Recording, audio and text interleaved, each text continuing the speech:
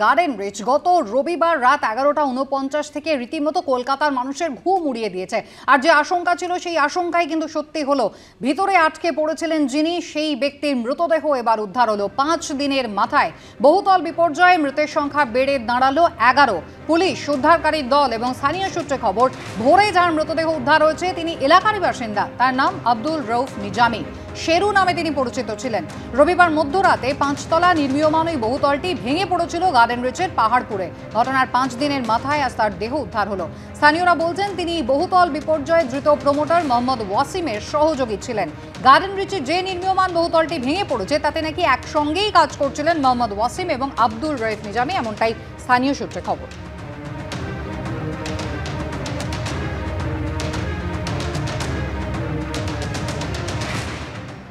Garden রিচে বহুতল ভেঙে যে ভয়ানক বিপর্যয়, সেই বিপর্যয় নিয়ে রাজনৈতিক তরজা একেবারে সপ্তমে চড়েছে।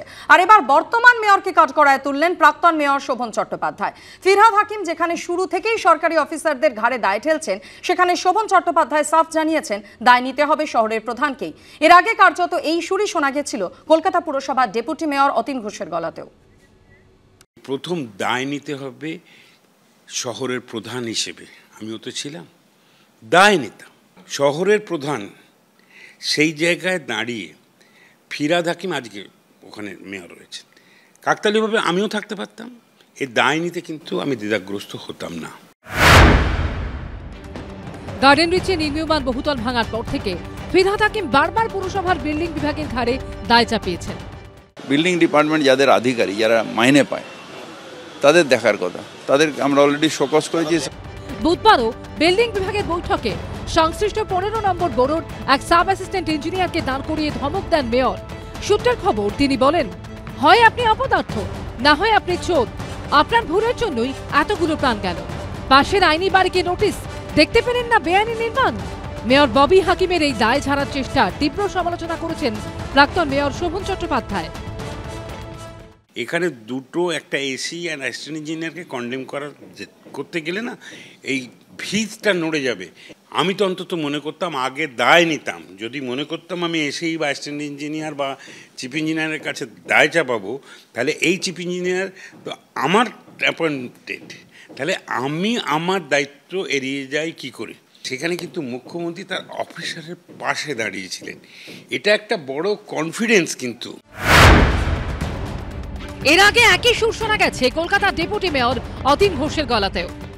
দেখুন, আমি এই চেয়ারে বসে আছি, তো আমার সামনে যদি কোনো ঘটনা ঘটে, আমার এইগুলোকে নিয়ন্ত্রণ করার দায়িত্ব, তো আমি এটাকে অস্বীকার করতে পারি, নৈতিক দায়টা অস্বীকার করতে পারি না।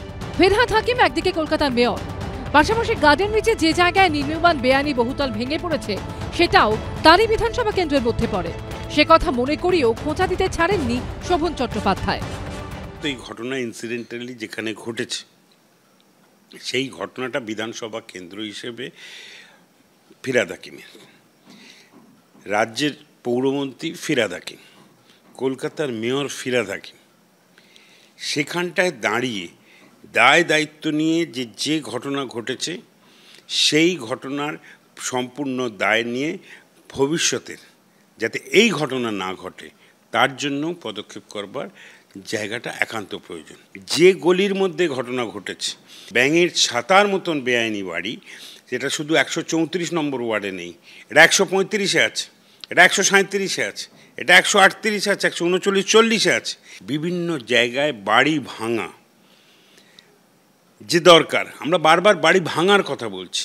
এখানে একজন কলকাতা কর্পোরেশনে এসেই assistant engineer, even Kolkata municipal কর্পোরেশনের কমিশনার বা চিফ ইঞ্জিনিয়ার পর্যন্ত এখানে ওই ফ্রিভাবে গিয়ে একটা অ্যাকশান নিতে পারবেন না। প্রপার প্রোটেকশান, এবং সেই প্রোটেকশান অ্যাসিওর করবে কে? আমি যদি মেয়র থাকতাম, আমাকে সেই প্রোটেকশান অ্যাসিওর করাতে হবে এবং সেই প্রোটেকশন ইমপ্লিমেন্ট করতে হবে। শোভন চট্টোপাধ্যায় মেয়র পদে ইস্তফা দেওয়ার পর কলকাতা মেয়র হয়েছিলেন ববি হাকিম।